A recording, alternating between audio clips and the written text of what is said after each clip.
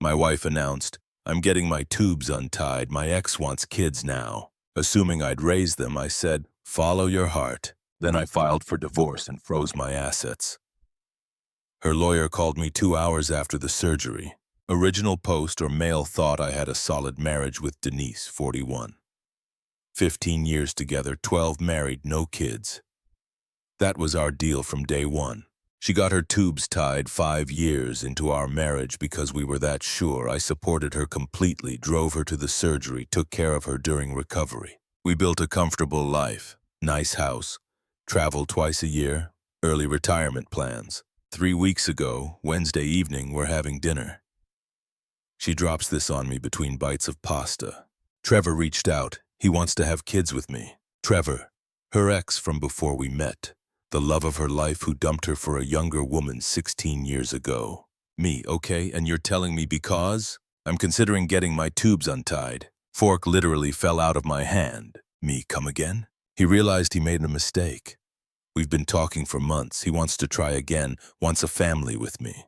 You've been talking to your ex for months. Just catching up, nothing physical. Like that makes it better. So you want to leave me for Trevor? Here's where it gets absolutely insane. No, I don't want to leave you. Trevor can't afford kids on his own. He's between jobs, but we can afford it. You make good money. The house is almost paid off. We could raise them together. I stared at her, waiting for the punchline. It never came. You want me to raise kids with your ex-boyfriend? He'd be involved, just not financially. He'd be like a fun uncle who visits. A fun uncle who's also the biological father. You're making it sound weird. It is weird. She actually got defensive. Started talking about how I'm close-minded and how modern families come in all forms and how this could be beautiful. How Trevor is artistic and sensitive and would bring different values to the kids' lives. Me, Denise, we agreed on no kids. You got surgery to ensure no kids. People change. I'm allowed to change my mind. You're allowed to change your mind. You're not allowed to bring your ex's kids into my house and expect me to pay for them. Our house, our money, we're married. That's when I knew this woman genuinely expected me to bankroll her do-over with Trevor. Me, follow your heart, Denise. She smiled, actually smiled. Really? You'll consider it? Me. No, I'm saying do what you want, but understand I won't be part of it. The smile vanished. Thursday morning. She was at her laptop researching tubal reversal surgeries before I even left for work. I made 2 calls that day. My lawyer and my financial advisor. Update 1. 1 week later, the reversal surgery was scheduled surprisingly fast. Private clinic, expedited timeline, $8,000 procedure. Guess who she expected to pay? You go. Monday morning, she slides a credit card authorization form across the breakfast table. Denise, just need your signature. The clinic needs payment up front. I'm not paying for that. It's our money. We're married. Money for you to have another man's children. Hard pass. She went ballistic, screaming about how I'm financially controlling and emotionally manipulative. Her sister Greta called an hour later. What's this about you refusing medical care for Denise? Medical care? She wants to reverse sterilization to have her ex's babies. She's your wife. You support each other. Supporting her doesn't mean funding her reunion tour with Trevor. You're being petty. Me, I'm being practical. Denise ended up taking a loan from her retirement account. $10,000 with penalties. She was furious. I forced her to do that. Meanwhile, I'd met with my lawyer, Howard. Good guy. Handled my colleague's divorce, very thorough. Howard, this Trevor situation, you have texts, emails? She doesn't hide it. She's proud of it. Get everything in writing. Every conversation about this arrangement. So I did. Started texting instead of talking. To confirm, you're having surgery to have Trevor's biological children. Yes, and you promised to support me. I said, follow your heart. I never agreed to raise another man's children. You're my husband. Of course you'll help raise them. We're a team. What's Trevor's contribution to this team? He'll provide the genetic material and emotional support. And financially? He's rebuilding his life. You know this. Don't be cruel. Howard loved those texts. Said they'd be very helpful. The surgery was scheduled for Friday. Thursday night, Denise was packing her overnight bag. Humming. Actually humming. Trevor's driving me tomorrow. He wanted to be there for support. How thoughtful. Don't be sarcastic. This is a beautiful thing. Creating life with Trevor. You'll love the kids once they're here. You'll see. The delusion was complete. Friday morning, I worked from home. At 9 a.m., after confirming she checked in for surgery, I initiated the plan. 1. Filed for divorce. Howard had everything ready. 2. Froze all joint accounts per my lawyer's advice. Temporary legal hold during divorce proceedings. 3. Separated my direct deposit to a new individual account. 4. Canceled all joint credit cards where I was primary holder. 5. Changed my life insurance beneficiary to my brother. 2 hours post-surgery, my phone explodes. Not Denise. She's still in recovery. Her lawyer. Mr. Morrison, this is Janet Whitfield. I represent Denise Morrison. What the hell did you just do? Me, filed for divorce. I assumed Denise mentioned our situation. Janet, she's in recovery from surgery. You froze her accounts while she's in the hospital. The timing is unfortunate, but the decision was made when she chose Trevor and his hypothetical children over our marriage. Janet, this is financial abuse. Me, it's asset protection during divorce proceedings. Very standard. She needs access to funds. She had access. She spent 10 grand on surgery to have another man's babies. Silence. Then she said, you agreed to this arrangement. I have texts proving otherwise. Would you like copies? We'll be in touch. Update 2, the aftermath. Denise came home Saturday afternoon. Trevor dropped her off. He didn't come in, just waved from his beat-up Honda. Real father material there. She was walking slowly, still sore, and found the divorce papers on the kitchen counter. The scream could have shattered windows. Denise, what is this? Divorce papers, thought that was clear. I just had surgery to have another man's children. Yes, I'm aware. You said follow my heart. I did, and you did. Now I'm following mine. It's leading me to divorce court. She tried to use the credit card to order dinner. Declined. Tried to get cash from the ATM. Account frozen. Denise, how am I supposed to eat? You have your loan money. That's for baby expenses, for our babies. Meet Trevor's babies, and there's no hour anymore. She called Greta, called her mom, called Trevor. The entire squad showed up Sunday morning. Greta, you're a monster. She's recovering from surgery. Me? Surgery I didn't want, didn't approve, and didn't pay for. Denise's mom, Betty. Marriage is about compromise. Compromise? She wants me to raise her ex-boyfriend's children while he plays daddy on weekends. Where's the compromise? Trevor finally spoke up. Look, man, I know this is unconventional. Trevor, with all due respect, shut up. You couldn't keep her 16 years ago. You can't afford kids now. But somehow you convinced her to blow up her marriage for your genetics. You're either a master manipulator or she's lost her mind. Either way, not my problem anymore. I love her. Then you pay for everything. I'm between opportunities right now. Shocking. You're leaving her with nothing. She'll get her fair share in the divorce, but I'm not funding Trevor's breeding project. She gave you the best years of her life, and then decided to give the rest to Trevor. Choices have consequences. They left after Denise started crying about her incisions hurting. Greta helped her to the guest room.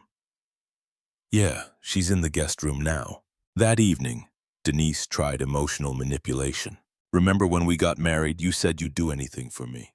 Within reason, raising your ex's kids isn't reasonable. You could learn to love them. I could learn juggling too. Doesn't mean I should. Trevor says you're threatened by him. Me?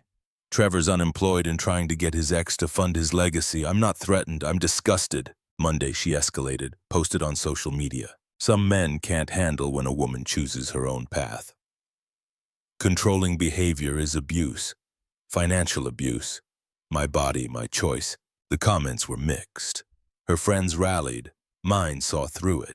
My buddy Teeth commented, didn't she choose the path toward her ex-boyfriend? She deleted the post after someone asked, wait, is this about Trevor, the guy who dumped you for a 22-year-old?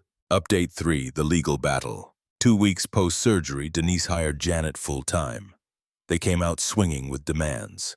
Full alimony for 5 years. The house. Half my retirement. Payment for medical costs. The reversal surgery. Future child support for potential children. Howard laughed. Actually laughed. Howard, future child support for kids that don't exist with another man. That's creative, he said. We countered with standard asset division. No alimony. She works full-time. She keeps her loan debt. Clean break. Janet fired back with accusations of financial manipulation and reproductive coercion. Reproductive coercion. She's literally having surgery to reproduce with someone else. The mediation was scheduled Thursday, 2 p.m., conference room at Howard's firm. Denise showed up with Trevor. At our divorce mediation. Howard, is there a reason Mr. Garrison is here? I'm here for emotional support. This is a legal proceeding. He's my partner now. Since when? Since you abandoned me. Janet. My client was forced to seek support elsewhere when Mr. Morrison withdrew all financial and emotional support. He withdrew support for funding another man's children. Slightly different. We went in circles for 2 hours. Denise insisted she needed the house for the babies. What babies? They're trying for them, apparently. Trevor sat there nodding like a bobblehead. Finally, the mediator asked Denise directly, Mrs. Morrison, is it true you're planning to have children with Mr. Garrison while seeking support from Mr. Morrison? The children deserve support regardless of biology. Children that don't exist. They will exist with Mr. Garrison. Yes, said the mediator. Then perhaps Mr. Garrison should provide support. I'm an artist. My work isn't about money. The mediator's face was priceless. We didn't reach an agreement. Howard filed for expedited divorce proceedings based on irreconcilable differences in abandonment of marriage covenant. Meanwhile, Denise and Trevor were playing house. In my house. She'd moved him in temporarily because his roommate kicked him out, probably for not paying rent. I stayed in my brother's spare room. Paid the mortgage on a house I couldn't live in because Romeo and Juliet were nest building.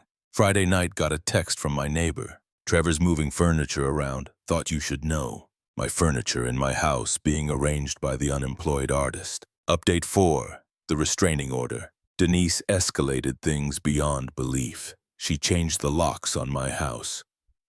The one with only my name on the deed. Bought before marriage. Showed up Saturday to get some clothes. Key didn't work. Me calling through the door. Denise, open up! You're not welcome here, bro. It's my house. Denise lives here. You abandoned her. I'm calling the cops. Do it. Tell them how you financially abused me. Cops arrived. The officer looked tired before I even started explaining. Officer, so your wife lives here? Estranged wife. Divorce in progress. House is mine. Premarital asset. But she lives here. She changed the locks while I was staying elsewhere to avoid conflict. Sir, this is a civil matter. You'll need to handle it in court. Trevor from the doorway. You heard him. Leave. The smirk on his face. The actual smirk. Monday. Howard filed an emergency motion for exclusive use of the residence. Judge scheduled it for Wednesday. Tuesday night I get served. Denise filed a restraining order. Claimed I was harassing her and threatening Trevor. The petition said, I showed up aggressively at the house. I've been controlling finances to manipulate her. I'm preventing her from starting a family. She fears for her safety. Howard was furious. This is clear manipulation. She's trying to establish residence and paint you as the aggressor. Wednesday's hearing was a circus. Denise showed up in a maternity dress. She's not pregnant, just had surgery 2 weeks ago. But there she was, hand on her flat belly, playing the victim. Janet argued I was economically terrorizing a woman trying to fulfill her maternal destiny. Howard presented the deed showing my sole ownership. Text messages about Trevor and the kids. Bank records showing the $10K loan she took. Security footage from my neighbor showing Trevor moving in. Mrs. Morrison, are you pregnant? Not yet, but hopefully soon. With Mr. Garrison's child? Yes. While married to Mr. Morrison? He abandoned me by not agreeing to raise another man's children. Silence. Restraining order denied. Exclusive residence granted to me. They had 48 hours to vacate. Denise screamed, actually screamed in court. This is discrimination! I have rights! Judge, you have the right to pursue your relationship with Mr. Garrison elsewhere. Update 5. The Moving Day Massacre. Friday, moving day. I hired off-duty cops for security, best $400 I ever spent. Denise and Trevor showed up with a U-Haul at 8:00 a.m. Greta was there. Betty was there. Even Trevor's mom showed up, a woman I'd never met, who immediately started yelling about injustice. Trevor's mom, you're putting my son on the street. Me? Your 38-year-old unemployed son who's having an affair with my wife? Yeah, I'm the bad guy. They started loading boxes. Denise was crying, making sure everyone saw her tears. Then Trevor tried to take my flat screen. Me, that's mine. Denise uses it, so it's mine. Receipts are in my filing cabinet. Don't be petty, bro, says the guy screwing my wife. One of the cops stepped forward. Sir, put the TV down. Trevor backed off quick, real tough guy. Greta tried next. Denise needs furniture for her new place. Then she should buy some. With what money? You froze everything. She has a job. Trevor's an artist. Figure it out. Betty pulled out her phone and started recording. This is what financial abuse looks like. Forcing a woman from her home. It's literally my house. Howard, who'd shown up to observe, added, premarital asset, actually. Here's the deed. Betty kept recording anyway, muttering about viral videos and justice. The real drama came when Denise tried to take my grandmother's dining set. Absolutely not. We picked it out together! For my grandmother's estate sale with my money. I need it for the babies. What babies? You just had surgery. The future babies. Trevor's babies. Our babies. There is no our. There's you and Trevor. Leave the furniture. She burst into tears. You're so cruel. I wasted 15 years on you. Weird way to describe a marriage you're leaving for your ex. Trevor stepped up, chest puffed. You need to show some respect. Respect? You're literally stealing my wife and trying to steal my TV. Get out. They finally left around 2 p.m. Truck half empty because most of their stuff was actually mine. Denise's parting shot. You'll regret this when you die alone. Better than raising Trevor's kids. Update 6, the fallout. 3 days after moving day, Denise and Trevor were staying with Greta. Apparently it wasn't going well. Got a call from Greta. First time she'd ever sounded tired instead of angry. They need to borrow money. No, I'm not asking for them. I'm asking because they're driving me insane and need their own place. Still no. Trevor won't look for work. Says he's processing trauma from the move. Sounds about right. Denise keeps talking about baby names. She's not even pregnant yet they're trying, loudly in my guest room. My kids are asking questions. And you want me to help? God, you're right. This is insane. What was she thinking? The cracks were showing. Meanwhile, the divorce was moving forward. Janet had stopped returning Howard's calls as quickly. Denise's demands were getting desperate. Latest offer, she'd take $50K cash and walk away. Howard, that's actually not terrible. She cheated with her ex and wanted me to raise his kids. She gets standard division, nothing more. You could end this quickly. She made me leave my own house for 2 weeks. She changed my locks. She deserves nothing extra. Thursday. Got a text from an unknown number. It was Trevor. We need to talk man to man. Pass. I'm trying to be respectful here. You're screwing my wife. That ship sailed. She's divorcing you. She's not your wife. Still legally married, genius. I need you to know I'll take care of her. With what money? Love doesn't need money. Babies do, without my wallet. Good luck. He kept typing paragraphs about destiny and connection and how they were meant to be. How I was standing in the way of true love. You had your chance 16 years ago. You chose someone younger. Now you're broke and need a meal ticket. Denise volunteered. Not my problem. You're bitter. I'm realistic. Stop texting me. Blocked him. Friday afternoon, Denise showed up at my work. Security called me down. She looked rough, hair unwashed, no makeup, same clothes I'd seen her in 3 days ago. Denise, we need to talk through lawyers only. I'm pregnant. My blood went cold for a second. Already? It's been 3 weeks since the surgery. The doctor said it was possible. Congratulations, Trevor must be thrilled. He is, but we need help. No, the baby is innocent. The baby is Trevor's responsibility. You're really going to let a child suffer? I'm really going to let Trevor handle his own child. She started crying. Ugly crying. Security looked uncomfortable. I made a mistake. Several, actually. I should have talked to you first. You should have stayed faithful to our marriage. We can work this out. You're allegedly pregnant with Trevor's baby and asking me to work it out? You could be the father like an adoption. The security guard actually coughed to cover a laugh. Denise, go home. To Greta's or wherever, just go. This isn't over. Actually, it is. Final update. 2 months later, the divorce was finalized last week. Here's where everyone ended up. Asset division was standard 50-50 of marital assets. The house was mine, premarital, but I had to buy out her share of the appreciation. Worth it to get her gone. She walked away with about $73K total. Not the windfall she expected, but not nothing. The pregnancy was a lie. Surprise, surprise. Greta confirmed Denise got her period 2 weeks after that scene at my work. She was never pregnant, just desperate. Trevor lasted exactly 34 days after the divorce finalized. Once the reality hit that there was no house, no money train, no comfortable life, just Denise's $73K that was draining fast on deposits and furniture, he bounced. His exit was pathetic, even by Trevor's standards. Denise woke up to a note. Need to find myself. This isn't working, sorry. He took $5,000 she'd withdrawn for baby furniture for the non-existent baby and disappeared. Denise called me crying at 2 a.m. He left me. Okay, that's all you have to say.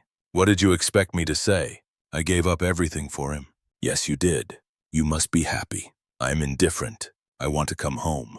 That's not your home anymore. We had 15 good years and you threw them away for Trevor. She hung up. According to Greta, who still texts occasionally, we're weirdly cool now. Denise is living in a 1-bedroom apartment, working overtime to cover expenses. She's tried dating apps, but telling guys she just reversed sterilization to have her ex's babies apparently isn't a selling point. Who knew? Trevor posted on Instagram from Costa Rica last week. Finding myself through art and adventure. With another woman. Younger, of course. Betty called me once, trying to guilt me into helping Denise. She's struggling. She's an adult who made choices. She was confused. She was calculating. It just didn't work out. Don't you feel anything? Relief. And honestly, that's true. The house is peaceful. I redecorated everything. Got a promotion at work without the drama at home affecting my performance. Started dating someone casually. Nothing serious, but she's never mentioned wanting me to fund her ex-boyfriend's children. So that's already an improvement. The worst part, Denise sent a Christmas card. A Christmas card with a photo of her by a sad little Christmas tree in her apartment. Inside it said, thinking of better times, maybe new year, new chances, be new year. I texted Greta. Did Denise seriously send me a Christmas card? She's convinced you'll take her back eventually. Based on what? Delusion mostly. She keeps saying you two are meant to be. We were meant to be until Trevor texted. She calls him the mistake now. The mistake that cost her everything. She knows. Good. The last I heard, Denise was considering moving back to her hometown. Rent's cheaper and she could stay with her parents. Betty would love that. She could tell Denise daily how evil I am while Denise realizes Trevor played her like a dollar store harmonica. As for me, life's good. Quiet. Drama-free, the way marriage was supposed to be. Before my wife decided her unemployed ex's genetic material was worth more than our life together. She wanted me to raise Trevor's kids. She got to experience Trevor's commitment level instead. She wanted to follow her heart. It led her straight to a 1-bedroom apartment and a maxed-out credit card. The entitlement was staggering. The assumption that I'd just go along with it, insulting. The surprise when there were consequences, priceless. Do I feel bad?